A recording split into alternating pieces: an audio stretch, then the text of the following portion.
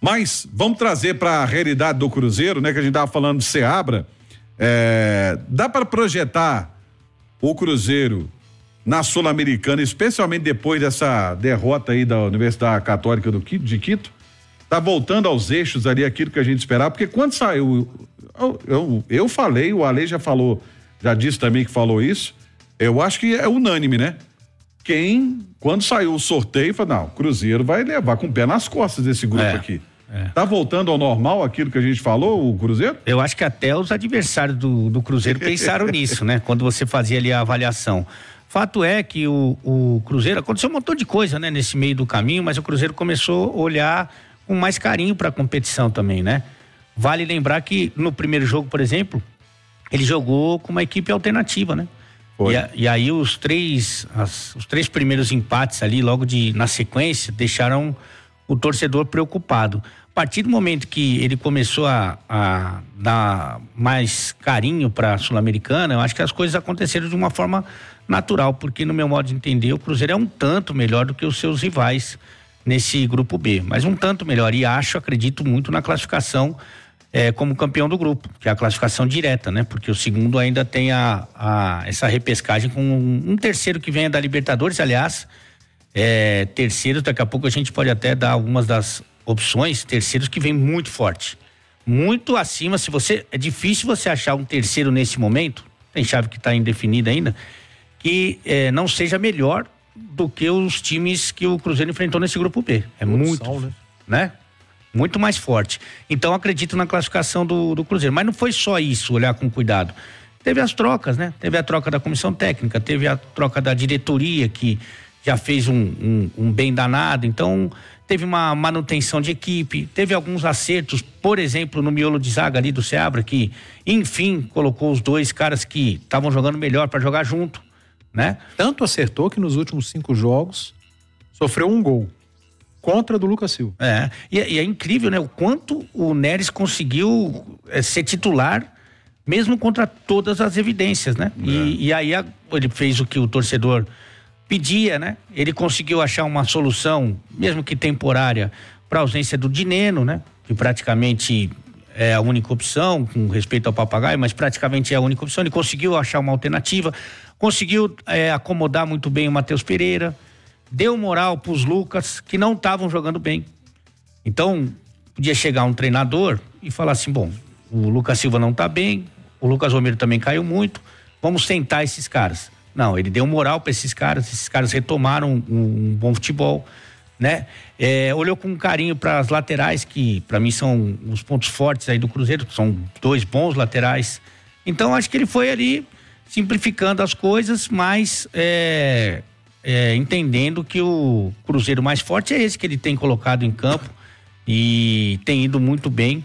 Então acho que uma série de fatores, mas se fosse para falar o principal, eu acho que é olhar com mais cuidado para a competição.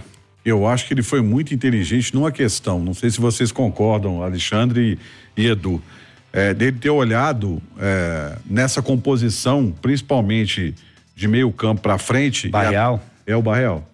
A entrada do Barreal. Eu comentei o jogo contra o La Calera e o Cruzeiro não jogou bem. O Cruzeiro não fez um grande jogo, muita gente tá falando que o Cruzeiro jogou bem, que dominou, controlou a partida.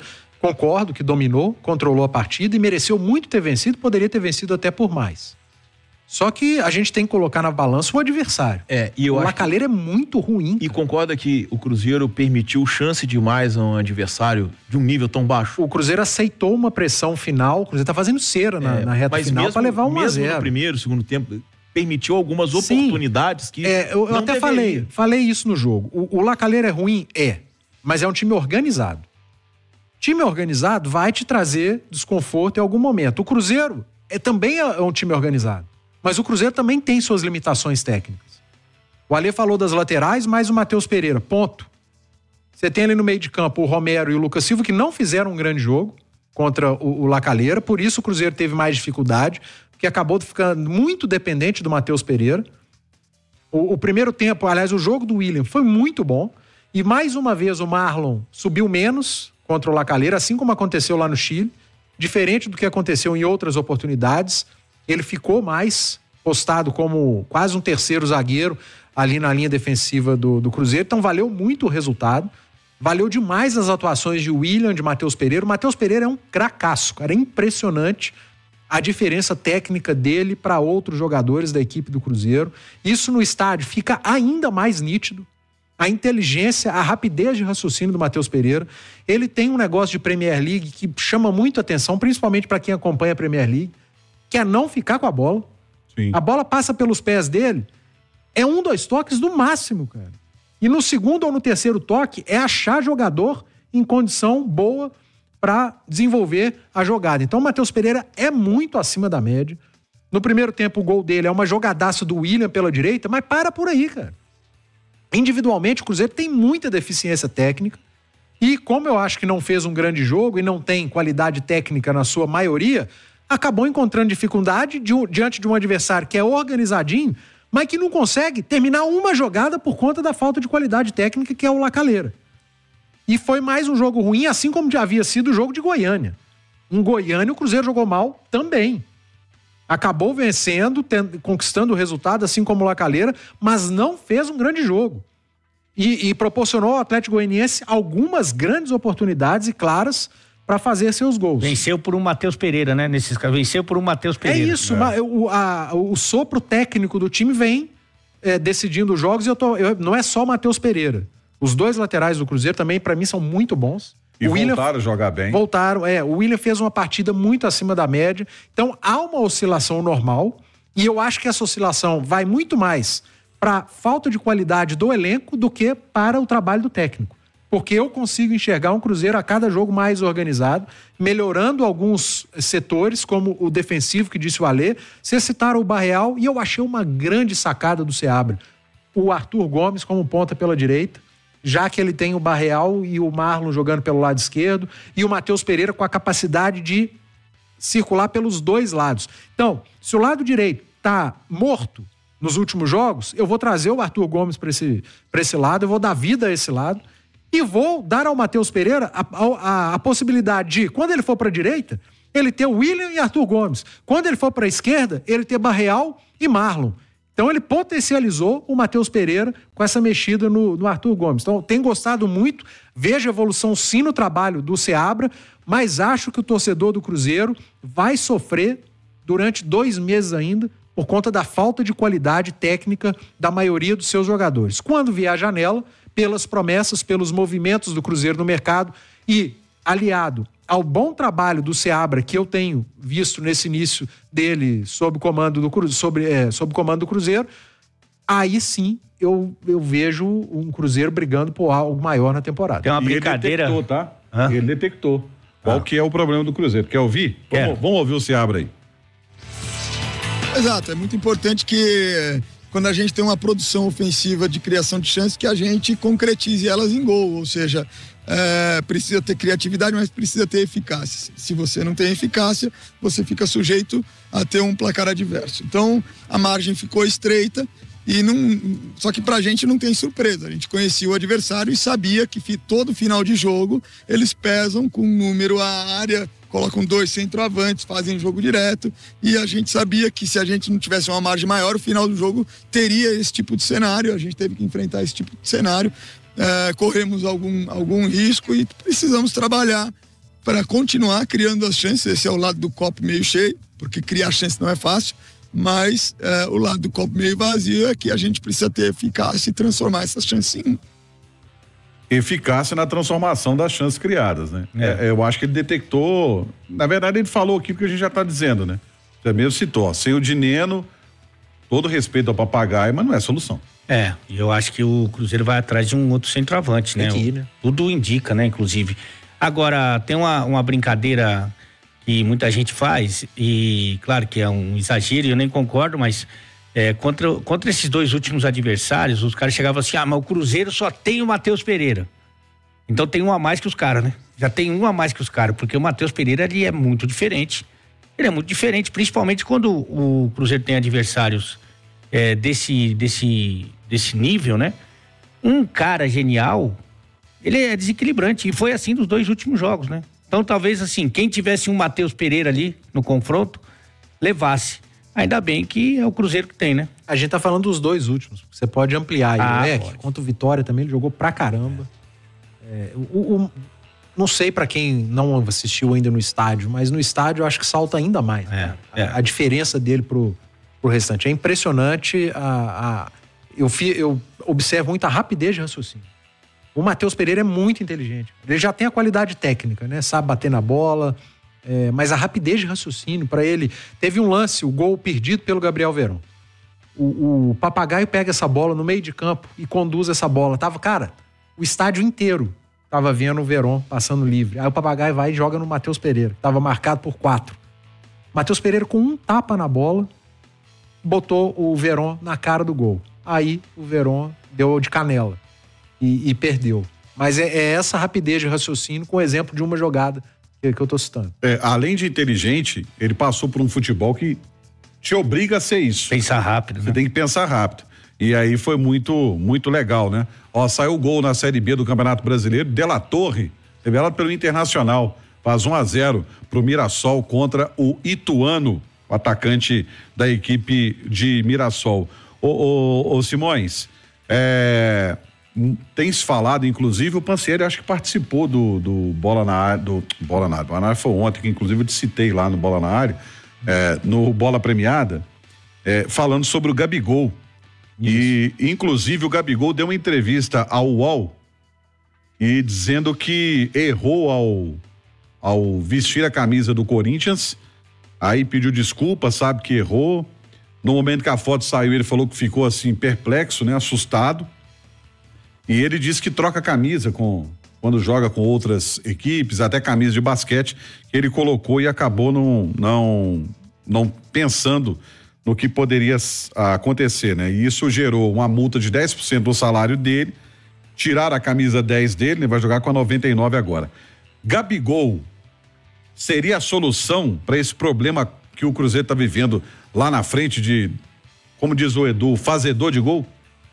Ô Romano, eu acho que isso tudo depende muito do espírito dele, né? O Gabigol é um baita centroavante, um jogador espetacular, muito acima do nível dos que o Cruzeiro tem. Desde o Matheus Pereira aí, eu acho o William lateral direito também, um cara muito, muito acima da curva, principalmente pra posição, né? E recuperou o futebol, né? E antes do gol do Matheus Pereira, ele que tinha enfiado aquela bola pro Bilu, não foi, Edu? No inicinho do jogo, que até ele cai e levanta. Não lembro. No inicinho do jogo, bota o Bilu ali numa condição de driblar o goleiro, cai e levanta, mas eu acho o William muito, muito bom de bola, tem uma técnica muito, muito apurada. Mas o Gabigol é isso, o Romano, do ponto de vista técnico, né? Qualidade, finalização, mas o Gabigol não acontece há muito tempo, né? Aí eu acho que é mais uma questão pessoal dele, idade pra isso ele tem só 27 anos. É porque o Gabigol é daqueles que começa muito cedo, né? Aí a gente acha que tem muito mais idade, o Gabigol tem só 27 anos, tá? Então é um jogador que você pode pegar aí com um contrato de 5 anos, sem o menor problema. Ele começou cedo, foi cedo pra Europa, voltou cedo da Europa. Exato. Ele já tá no Flamengo desde 2019, então ele voltou pro Flamengo com 22 anos. Menino ainda. Da idade do Paulinho ele voltou pro Então, quer dizer, é um jogador que, se tiver com espírito, tiver com vontade, e podemos dizer até dar a volta por cima, né? Porque se a gente pega 19 e 20 ali, era inacreditável que o Gabigol perderia a titularidade no Flamengo. Ele foi o cara. E hoje é o Pedro, é o centroavante do Flamengo de forma incontestável. Então, se ele tiver com vontade, o Romano, é um baita reforço para qualquer time. Eu acho que mudança de ambiente pode colaborar muito. É o mesmo que vale pro Cássio, né? O Cássio tá num ambiente do Corinthians que é um ambiente pesado, complicado, de briga política. A gente viu isso que aconteceu aqui no... E de responsabilidade. Tudo que acontece no Corinthians cai no queixo do Cássio.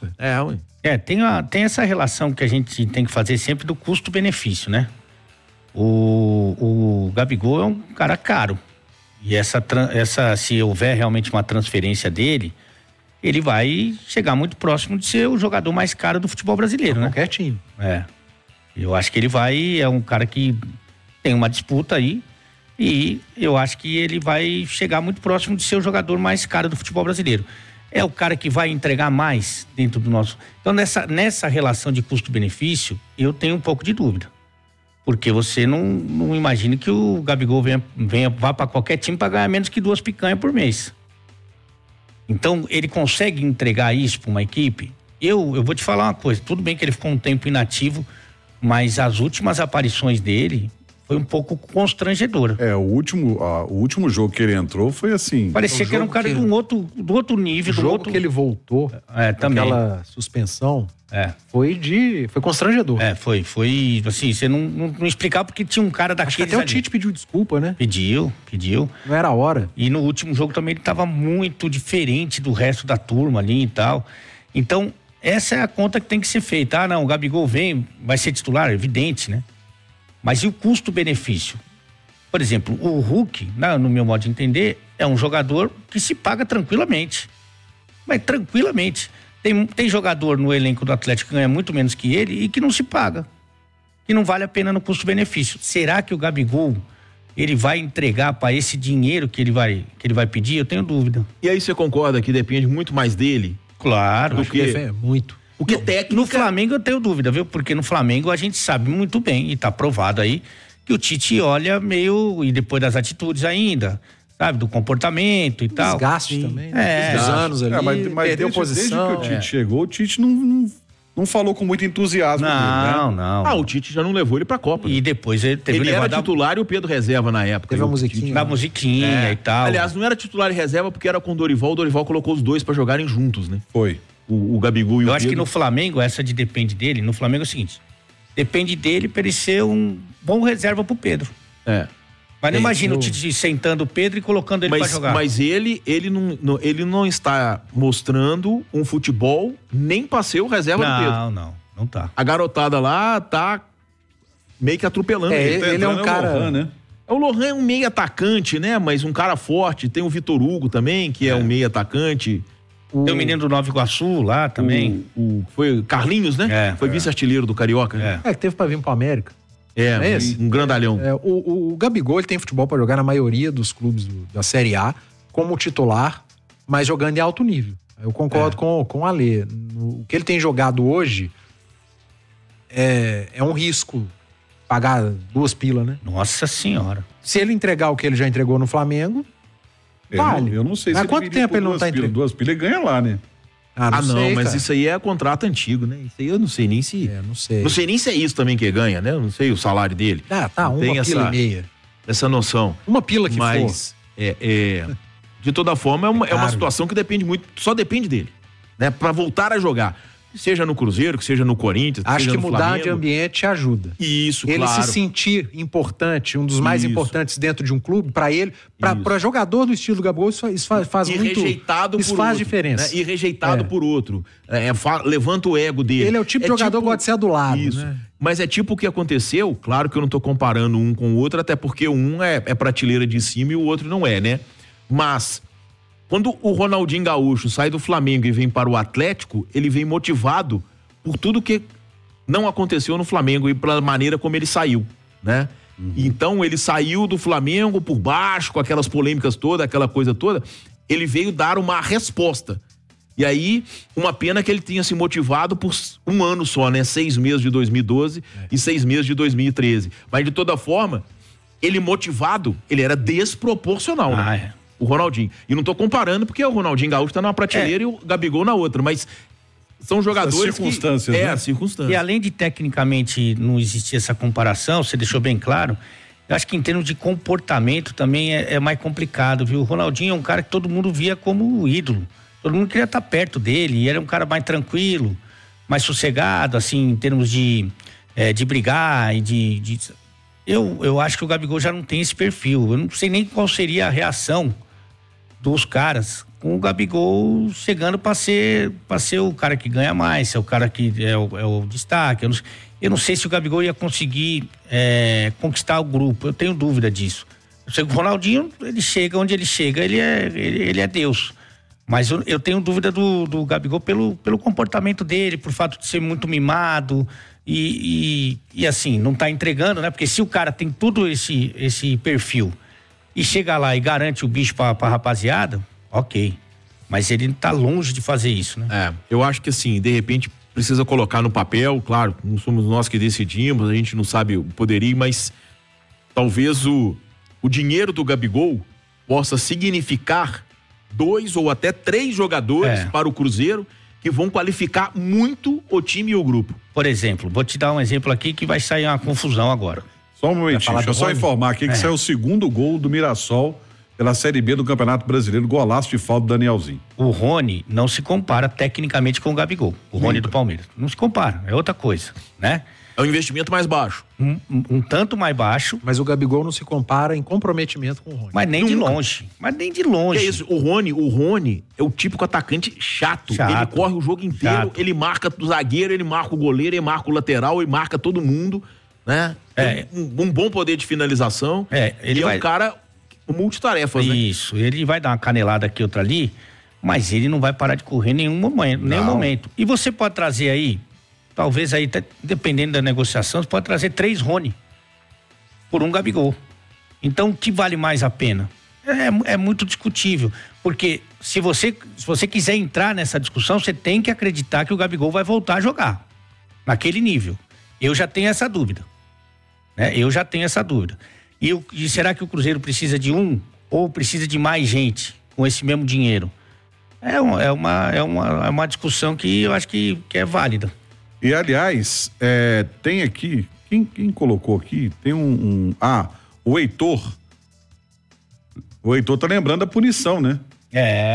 O Heitor tá lembrando da punição, porque ele sofreu aí uma liminar, né? Ele não tá decidido ainda, né? Embora, assim, a tendência é de que a coisa foi muito exagerada, né? A pena foi muito desproporcional ao motivo dela, né? Foi mais uma vingança pelo comportamento do Gabigol do que outra coisa. Exatamente. Só que tem algumas pegadinhas aí, tipo assim, basicamente, né? Eu acho que vocês podem me corrigir, inclusive. Ou ele aumenta a pena, ou ele fica sem nada. Essa diminuição de pena, ela não é prevista. Então, vai ficar essa questão aí que a gente não sabe o que vai acontecer. É meio estranho, né? É meio estranho, até pra gente que tá de fora, pra entender como é que fica essa situação. Agora é o seguinte, ao contrário, por exemplo, né? Pegando o exemplo do Atlético, que tem um jogo no meio de semana pela Copa do Brasil, o Cruzeiro não tem jogos, porque tá esperando aí. Só dia 30. Só dia 30, né? Só joga, aliás, depois da reunião. Como essa paralisação pode ajudar o Fernando Seabra? Eu acho que também é um treinador que chegou há pouco tempo, né? E que tem que, assim, imprimir o seu trabalho. E para isso, nada melhor do que você ter as sessões de treinamento, né? O Seabra também chegou há pouco tempo e tá tentando, nos primeiros movimentos, simplificar um pouco mais o jogo, deixar a coisa mais para os jogadores ficarem mais à vontade, mais tranquilos com as suas funções. Você vê que ele não faz nenhum tipo de improviso, né? Você tem ali aquela questão da falta do dinheiro, em que ele vai tentando fazer os encaixes e tal, mas acho que é importante para um cara que trabalha bem o dia a dia, e o Seabra trabalha bem o dia a dia, é um estudioso do futebol, que ele pode deixar mais a sua marca, deixar o time mais do jeito que ele gosta. Então acho que é importante nesse sentido, dele cada vez mais deixar o time da maneira que ele quer. Eu acho que no começo, quando ele pega, ele tem que tentar entender o que vinha sendo feito, tentar aos poucos colocar ali a sua cara na equipe, e com o treinamento ele pode deixar o time do jeito que ele quer. Não precisa ter nenhuma herança do trabalho anterior. É isso aí, Edu? Eu fico preocupado só com o futuro, né? Eu acho que para esse momento, para todos os treinadores é bom você ter uma paralisação, tempo para treinar, ter sessões de treino, descansar a cabeça dos atletas, descansar fisicamente. Em muitos clubes, recuperar jogador que está machucado, que às vezes te desfalcaria 2, 3 jogos, e com essa pausa vai te desfalcar apenas um, ou já não te desfalca mais nas partidas. A minha preocupação é o futuro, porque o que vem de benefício agora com a paralisação vai vir de encavalamento de data ali na frente, para quase todas as equipes. É que o Cruzeiro não tem a Copa do Brasil. Mas, por exemplo, o Cruzeiro pode pagar um jogo numa data de Copa do Brasil. Contra o São Paulo, talvez não. Porque o São Paulo tem a Copa do Brasil. E aí esse jogo de segunda já era remarcado, né? Já era um jogo remarcado. Então ali na frente, todos os times vão acabar sofrendo. E eu não sei se esse sofrimento que vem no futuro vai compensar para os times, os treinamentos que eles estão tendo agora, sabe? Então, tem o bônus, que é a parte do treino, mas lá na frente vai ter o ônus para a maioria absoluta das equipes. Vai ter time jogando de 3 em 3 dias durante muito tempo seguido. Vai ter time fazendo o jogo atrasado, sem tempo para recuperar atleta. E eu não sei se esse tempo parado valeu tanto a pena para lá na frente ter encavalamento. Agora, é uma situação muito de obrigação. Não estão fazendo isso porque querem, é porque aconteceu uma catástrofe no país e que prejudicou todos os setores, inclusive o futebol.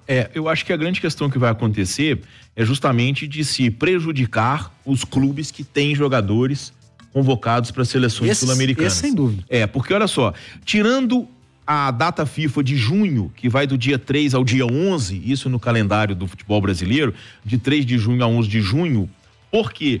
Porque o Grêmio e o Inter, eles pagam aqui os jogos das Copas Sul-Americana e Libertadores. Então eles jogam no dia 4 e no dia 8, né? Então não dá pra usar muito essa data FIFA. Um é final de semana, não é? Hã? Um é final de semana, não é? 8 é sábado.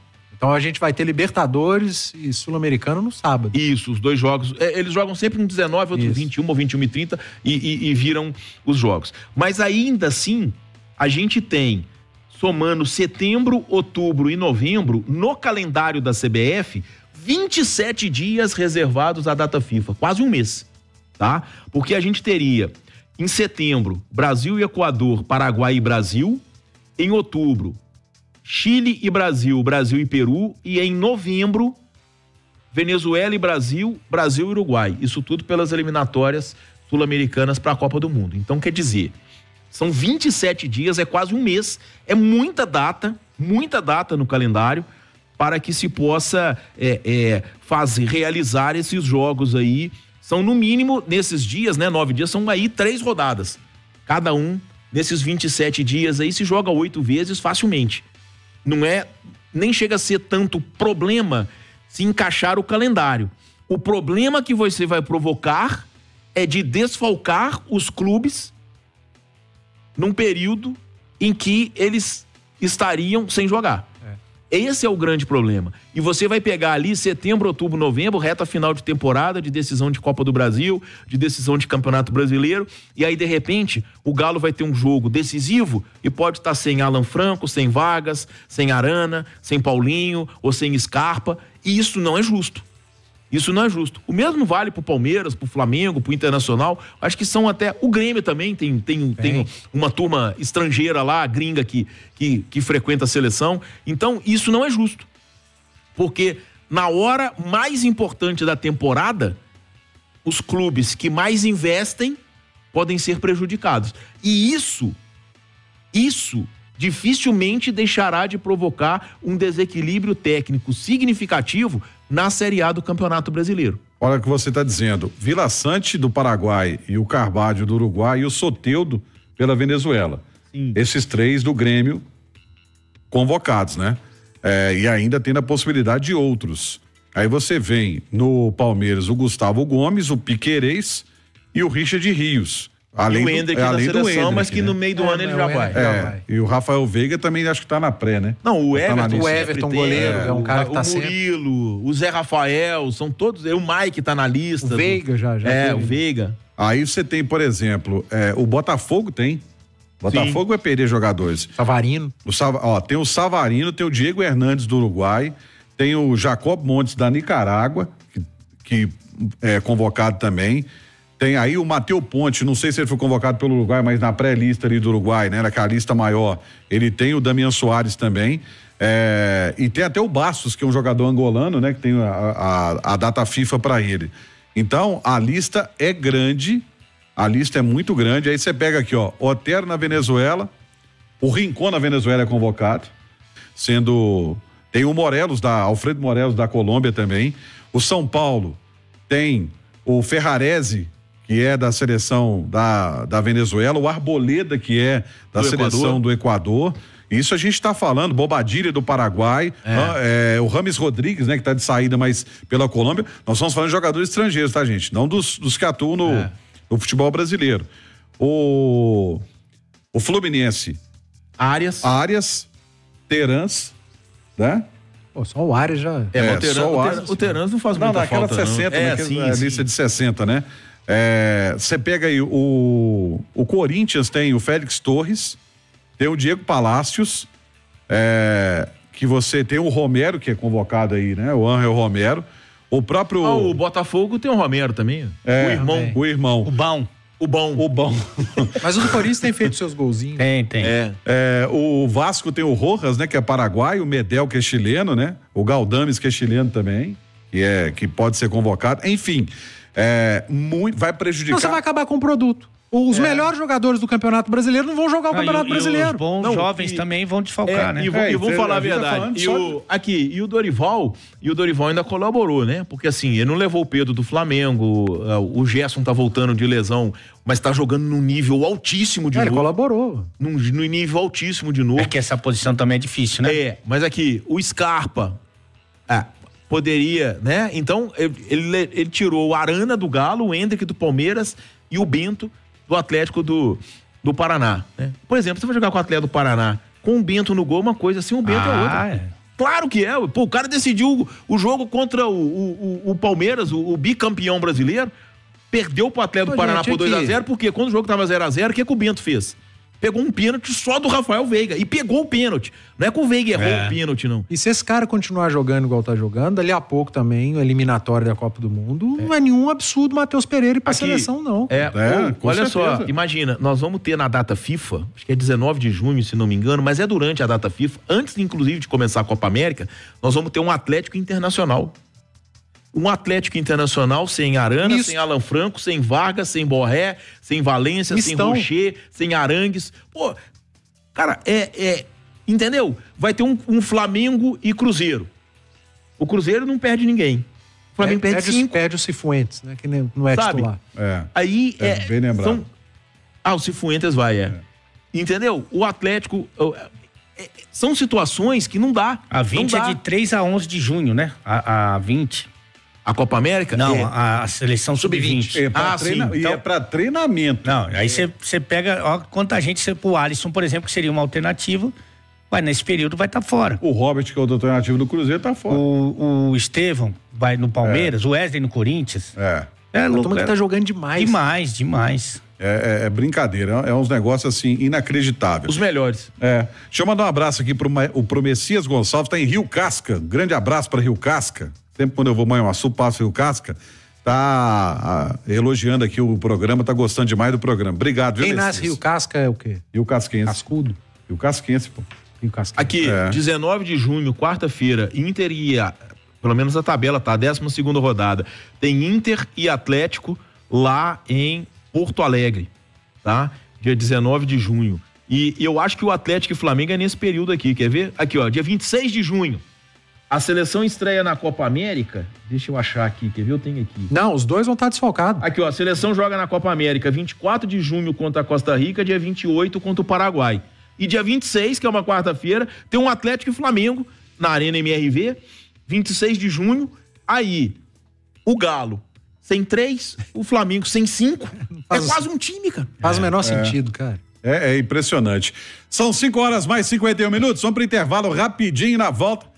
Tem intervalo, nós matamos o intervalo, beleza. Então a gente aí você vai vender esse campeonato, aí o dono da empresa lá dos Estados Unidos fala, eu quero esse campeonato, eu quero fazer o Atlético e Flamengo. Mas o Atlético e Flamengo você vai estar sem 8 jogadores na seleção.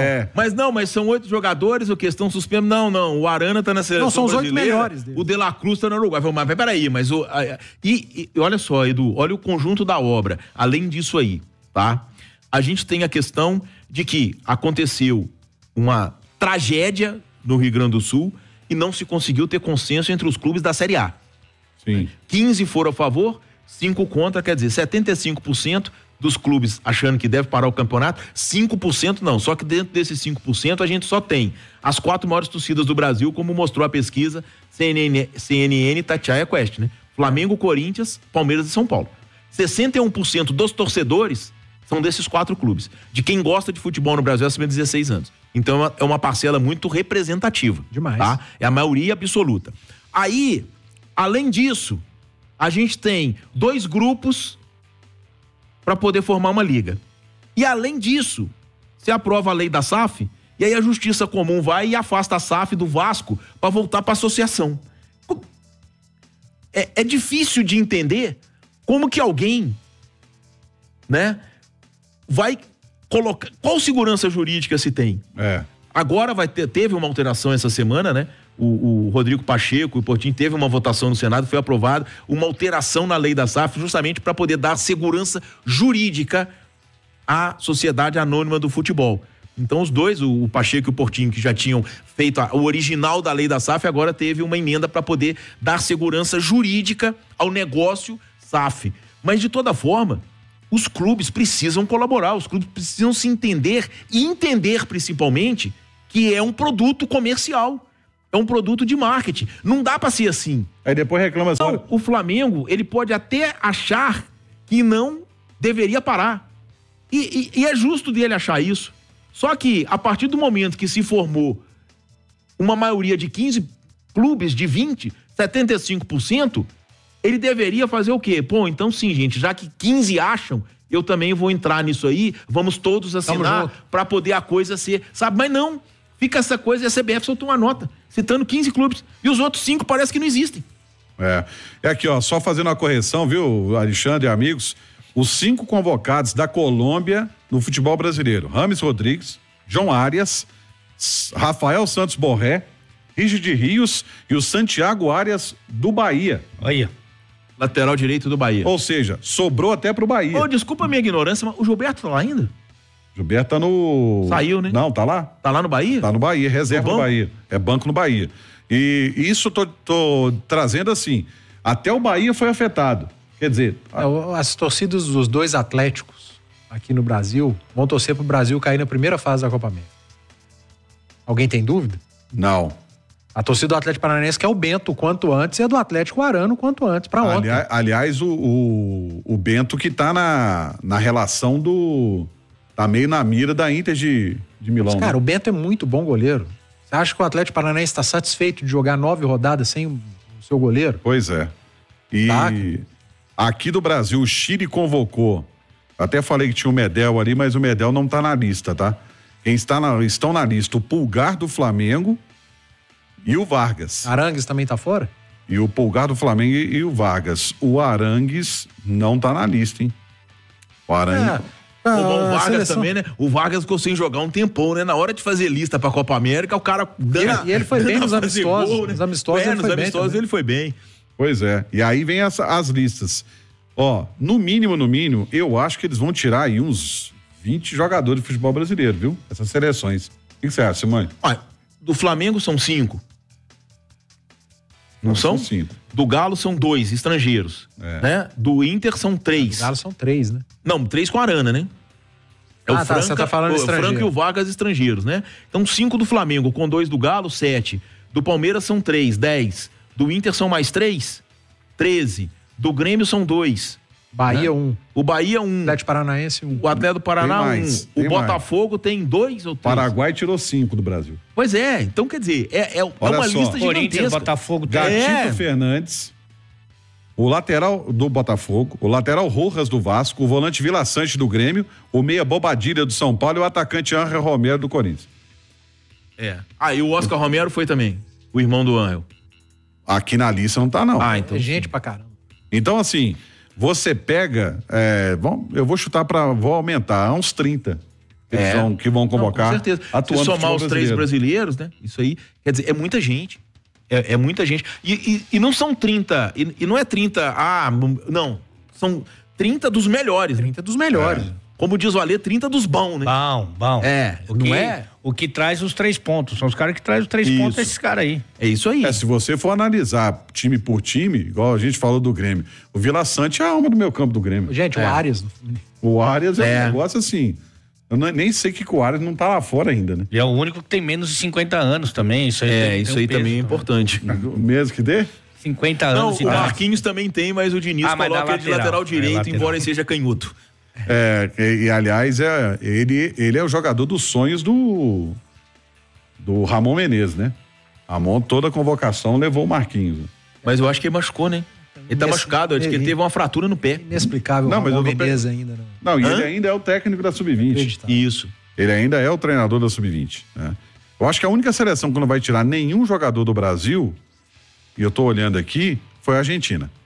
Convocação da Argentina não tem nenhum jogador que atua no porque futebol é difícil brasileiro. que atua na América do Sul ainda, viu? Da Argentina é difícil. Não, pra te falar a verdade, o Armani com 300 anos, que é goleiro do River Plate, né? E aí eu tô observando aqui a relação da Argentina. A Argentina, até agora, acho que só ele, viu? Acho que só ele. Tô até olhando aqui com mais tranquilidade. E é isso mesmo. Só um jogador atuando no futebol argentino. E aí, a gente, é claro goleiro que... reserva. Não, e a gente... O Dibu Martínez não dá brecha pra ninguém. E é uma opinião impopular, mas não dá pra mudar. É o nível de enfrentamento. A gente tá falando da Argentina, né? Campeã do mundo, que não tem jogador na América do Sul. Porque é muito diferente. O Dorival, na primeira convocação que ele fez, foi a primeira vez em muito tempo, teve mais jogadores que atuavam no futebol brasileiro do que de alguma outra liga.